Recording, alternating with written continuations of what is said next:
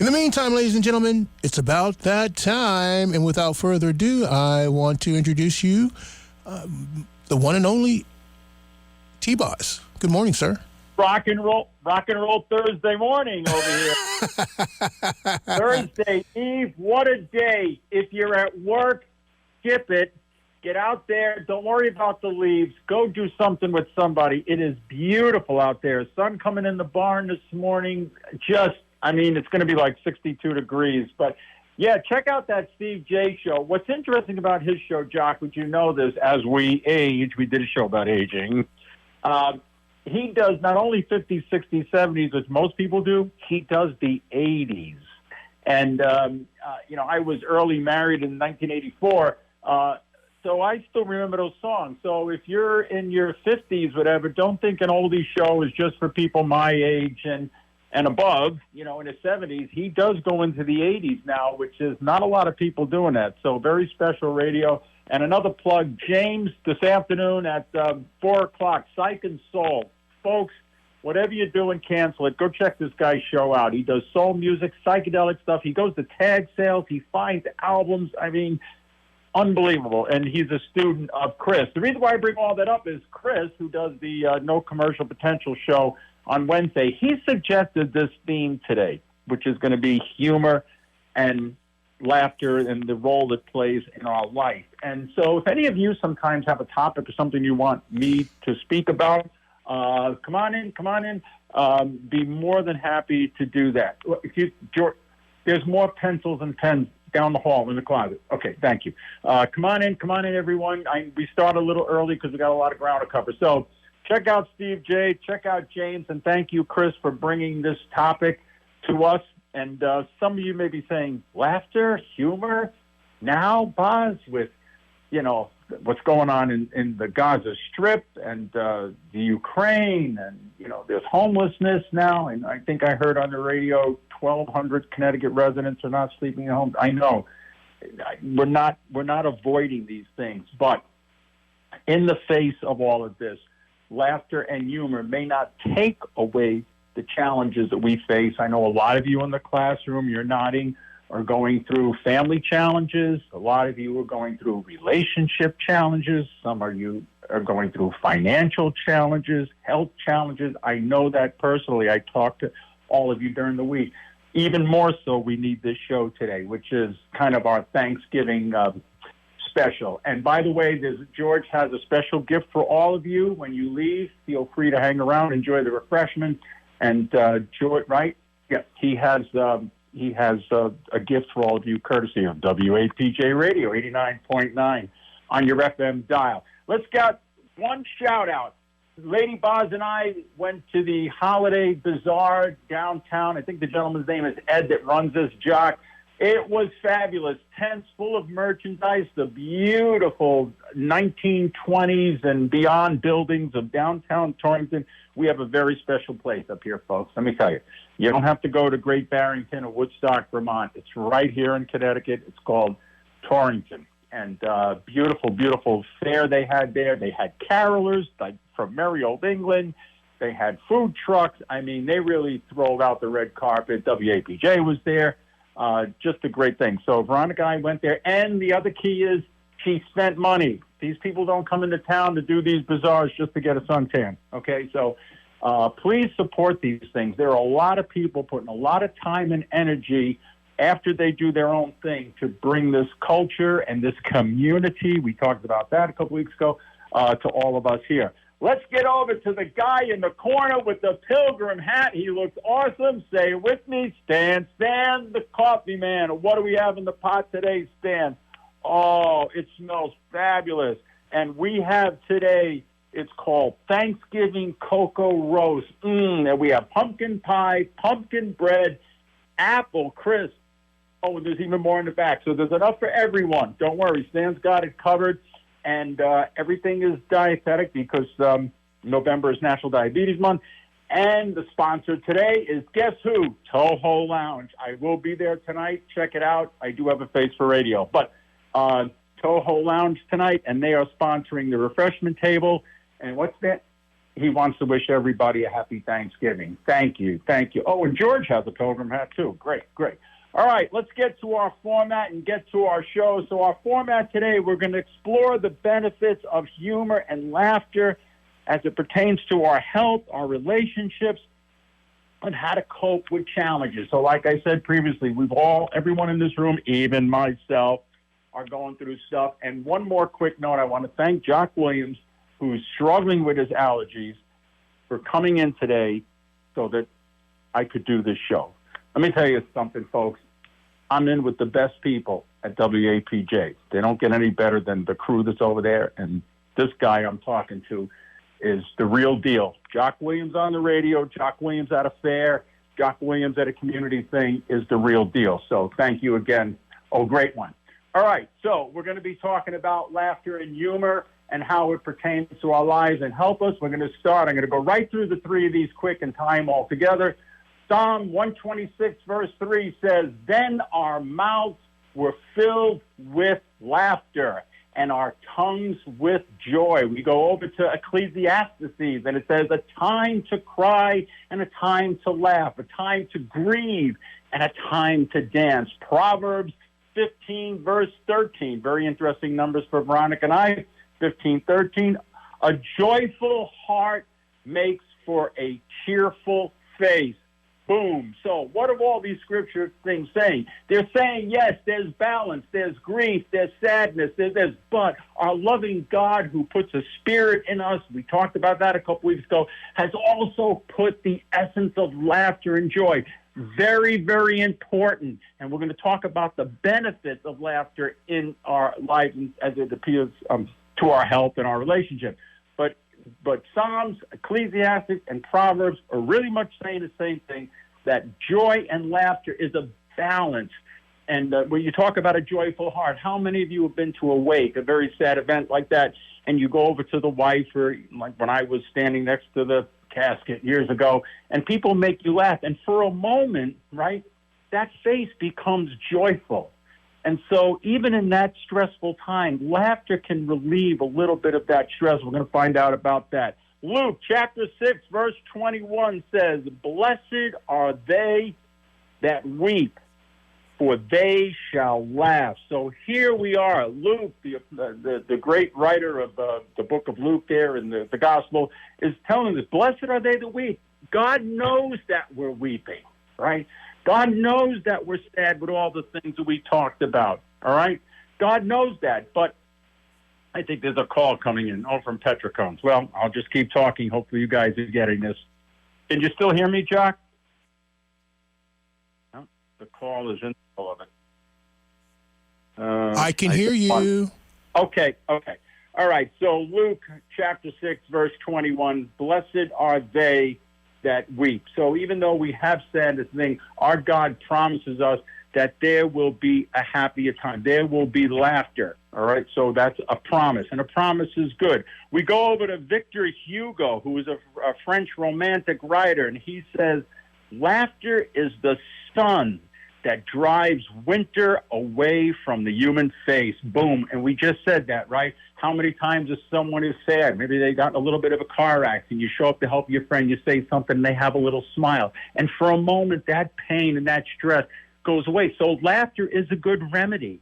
When I was in the bereavement group, and some of you in the classroom remember this, one night we were laughing, and we were all newly widowed a few months, laughing so loud that Father John Granado, who was upstairs at the rectory of St. Francis, came downstairs. He opened the door. He said, "I thought this was a bereavement group."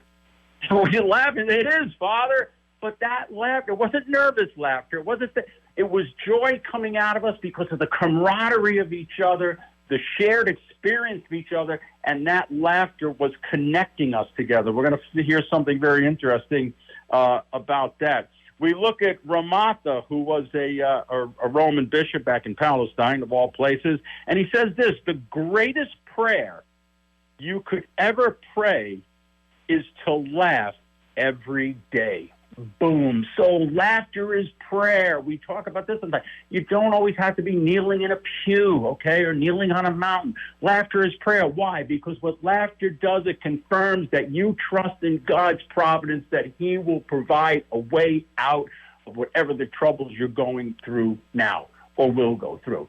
So laughter is prayer. Laughter is saying, yes, I believe in you. I know you're going to help me with this. I know you're going to get me through and bring better days. John Cleese, who's a British comedian and actor. Like I said, we always have to have British people on the show because Veronica's from England. And he says, a wonderful thing about true laughter, it destroys any system that tries to divide people.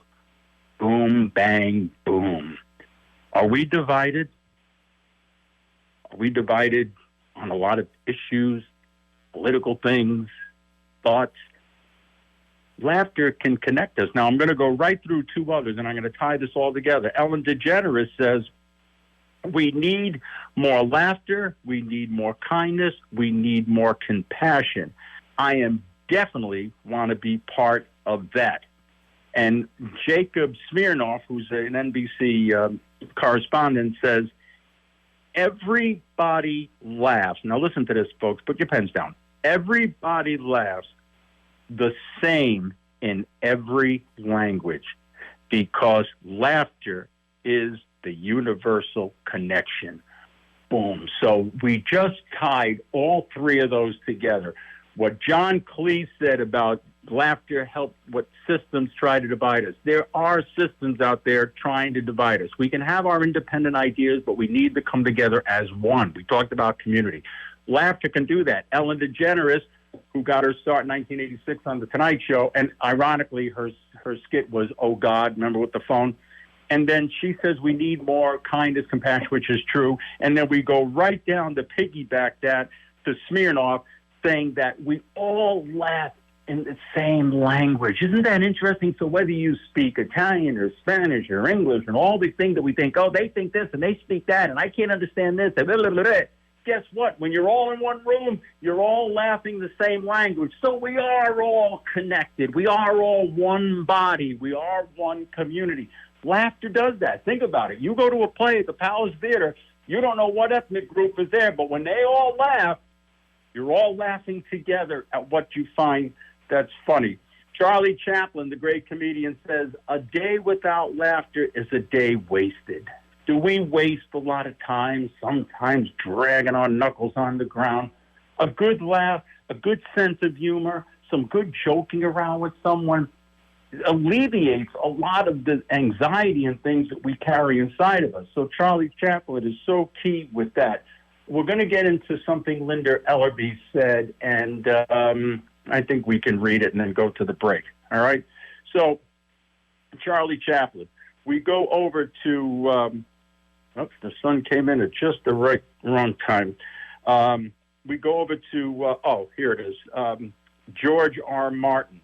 And he says, and he is also he wrote the Games of the Thrones. And he says to us that laughter is the poison of fear. We're all afraid of something, right? Everyone in this room is going through something. So we have fear. But laughter is the poison to fear. It's like the kryptonite, right? Laughter can not get rid of the fear, but help us with what's troubling us, what's causing us to be afraid. And so laughter is a key element in getting through that fear. Why don't we do the break right now, Jock? It's 11:29, and then I want to get into this piece by Linda Ellerby.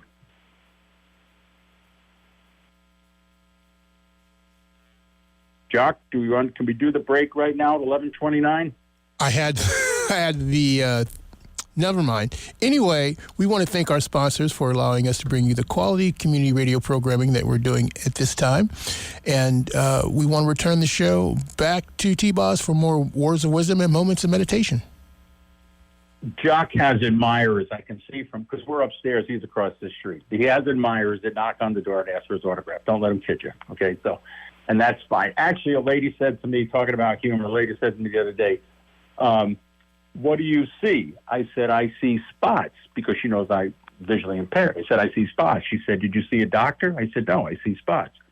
Anyway, the lady in the front is shaking her head. The guy in the back is laughing, so that's good. But when you have to explain these jokes, Jock, it's never a good thing. Linda Ellerby, okay, an American journalist, says this. I think that laughter is a form of courage. As humans, we stand before the sun and look into it. And at this point, we laugh. And we are never more braver than when we do this. Boom. So LBC laughter as courage. Just what the other guy said about, Martin said about laughter is poison, okay? So these are two, people keep calling me today, which is not good. Anyway, Linda Ellerby and Martin are right on track here, because they're talking about how laughter can relieve fear, we can be strong, we can be courageous. I love the way she says that. We stand before the sun and we face our challenges, and laughter is a form of courage, because, again, going right back to what we said earlier about what Ramatha said, is that laughter is prayer. We're telling God, we are putting our faith in you. The devil is trying to discourage us. The devil is trying to confuse us. The devil is trying to make us go Meshuggah. Okay, so all of the things we talked about earlier that's happening on the grand stage, that's happening in your life, they're real, they're happening. But we don't want to focus on that. We want to focus on the joy that God has put into our hearts. Let's look at the benefits of laughter. Laughter triggers healthy changes in your body. Laughter strengthens your immune system. Okay, laughter boosts your mood, obviously. It diminishes pain.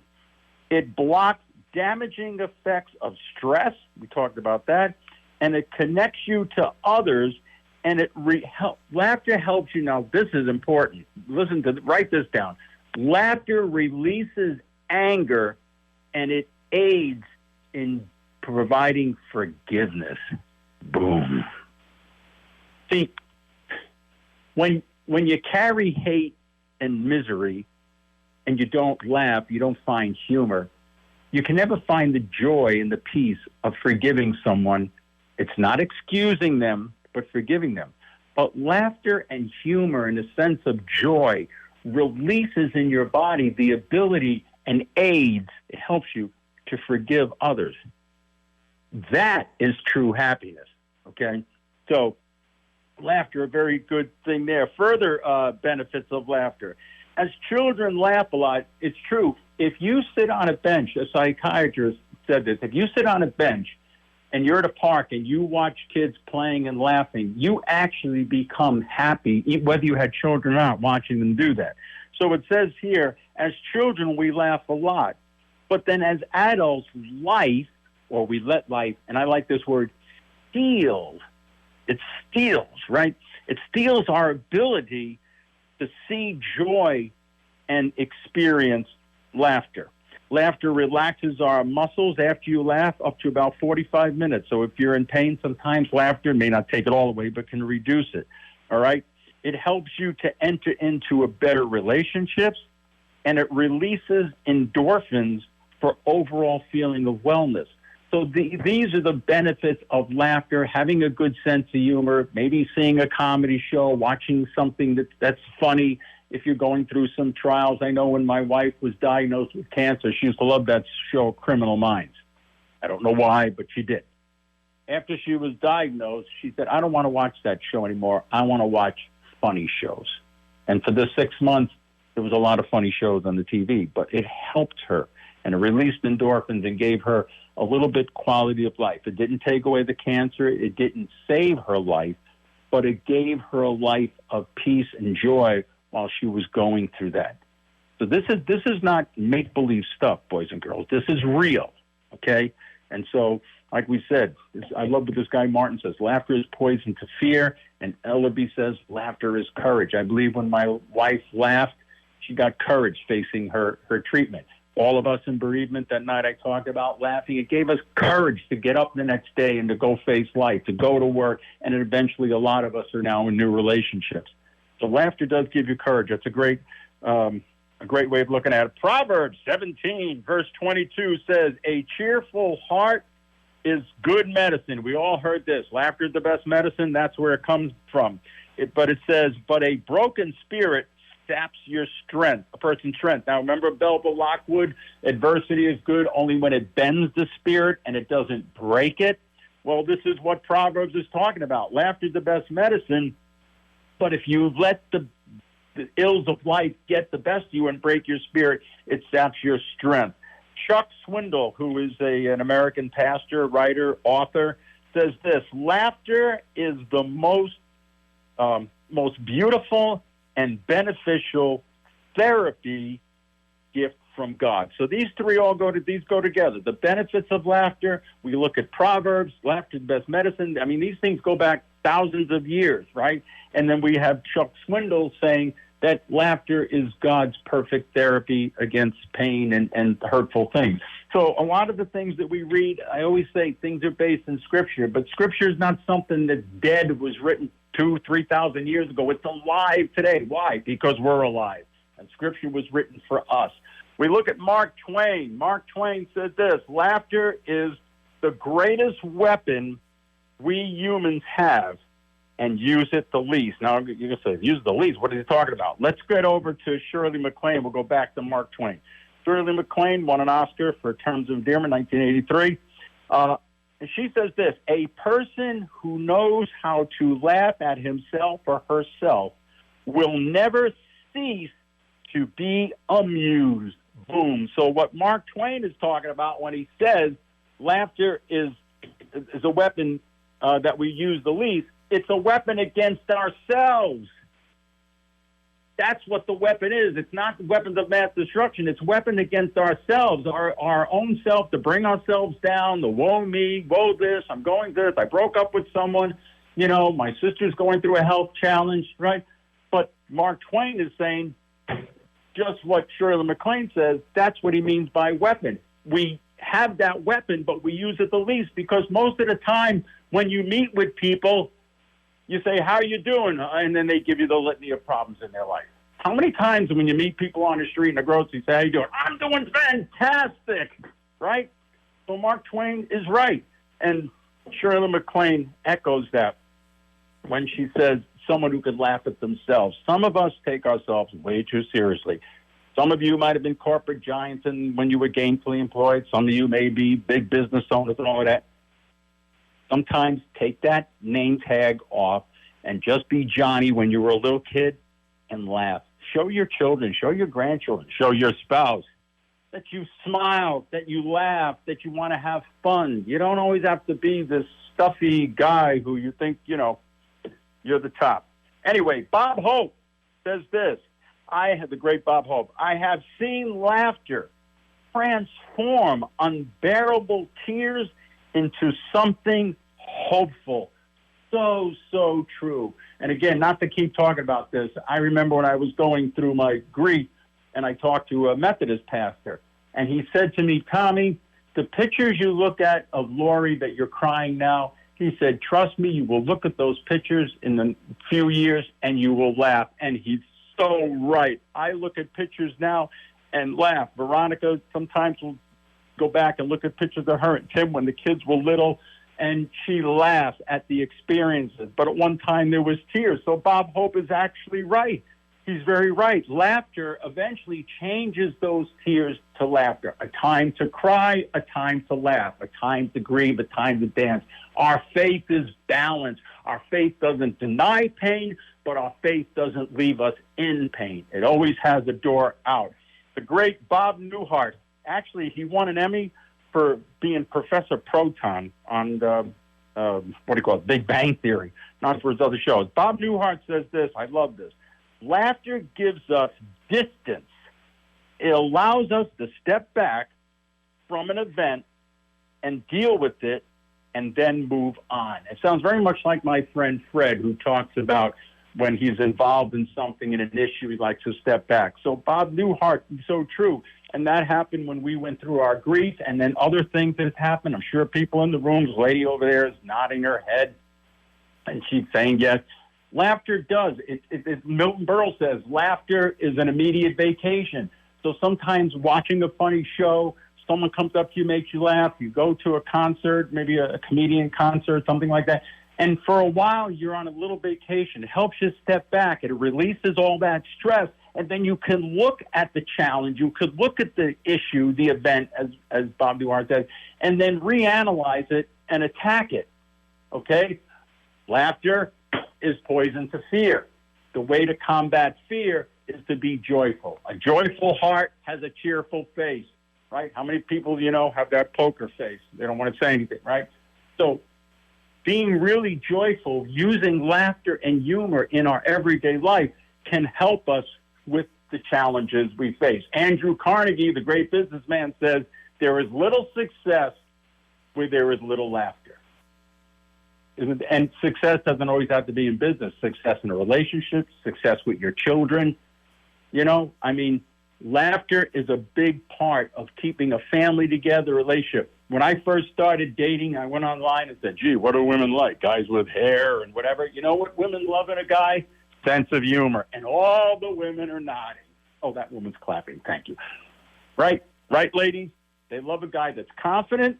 Make the plans for the weekend. We're going to go to this restaurant, that show. But what they love, what attracts women to men is a guy with a sense of humor, a guy with some joy, a little swoosh in his tush and a jump in his step. All right? So if you're trying to get into a new relationship, but you're always poker face, you're not doing what Proverbs says, guess what? You're not going to attract anybody. People want to be around people who are positive. So that joy, that spirit that's in us, the same thing that Belva Lockwood said, that spirit that's in us is joyful. We were made to be imperishable. Unfortunately, sin and death entered the Garden of Eden. That was changed. But the main blueprint for us as human beings, as being images of God, is to be a joyful, happy person. St. Paul says this, I'm grateful in all circumstances. Grateful is what? Happiness, laughter, and joy. Let's look at Abraham Lincoln, and then we're going to get into the takeaway. Now, this I thought was amazing. The 16th President of the United States, Abraham Lincoln. My father taught me to work, but not to love it. I never did like to work, and I don't enjoy it. I'd rather read, tell stories, ready for this? Crack jokes, talk, and laugh. Anything but work. Boom. Work is important. It is. That's how we eat and all of that, right? Pay our mortgage. But some of you're putting too much emphasis on it. Sorry to say. You got to take a minute, step back, like Bob Hope said, and start bringing some joy into those relationships, whether it's husband and wife, significant others, kids. When I talk about my father, I never say he was a hard worker. He was. I don't lead with that. I always say he loved my mother, and he always made things spectacular. I said this many times, going to get the pumpkin, going to get the Christmas tree was always an event. It was always fun like that. We did have discipline. I'm not saying we did.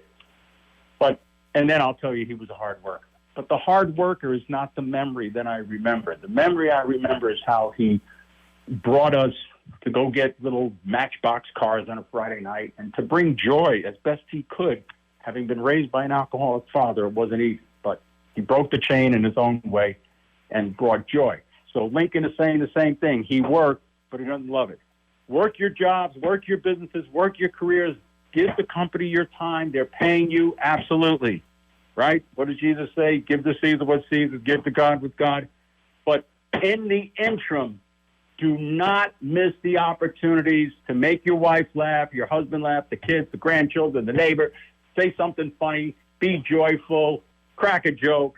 You have to do that because we just heard the benefits of laughter. Some of us are taking a bunch of pills that could be maybe diminished a little bit if we got some joy in our life. All right, here's the takeaway. Now, just for a scheduling thing, next week is Thanksgiving. Jock and I will not be here. The week after, I will be away. So the next show will be in December. So Victor Borge, remember the comedian? He was Danish, and he played the piano, and he'd crack a joke, and he played the piano. I tell you, those of us who grew up in the Ed Sullivan generation, we saw some great entertainment. But anyway, Victor Borge says this, and it goes right back to what some other people said. Laughter is the shortest distance between two people. Boom. What did we hear over here? John Cleese, about a wonderful way to stop systems from separating us. What did we hear over here? Smirnoff. Everyone laughs in the same language. And Victor, I mean, I love when these tie together, and these people are from different generations. Laughter is the shortest distance between two people. If we would learn to find what's common with all of us, then maybe we'd be able to deal with the differences. But what we do is we just go at each other. You know, I mean, the reason why the shows like Seinfeld and Friends and Johnny Carson show were so popular, because a lot of people like that, because they all thought it was funny, and they were all different ethnic groups, all different political groups, all different groups. Laughter connects us.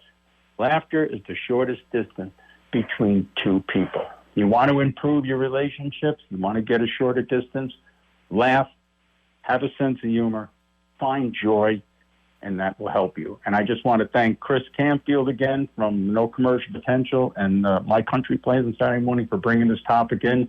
It was great. I want to take a quick minute, thank everyone. Happy Thanksgiving, and be safe out there, and we'll hope to see all of you back in a couple of weeks. Jock, you want to say something, the song, and then we'll get out of here.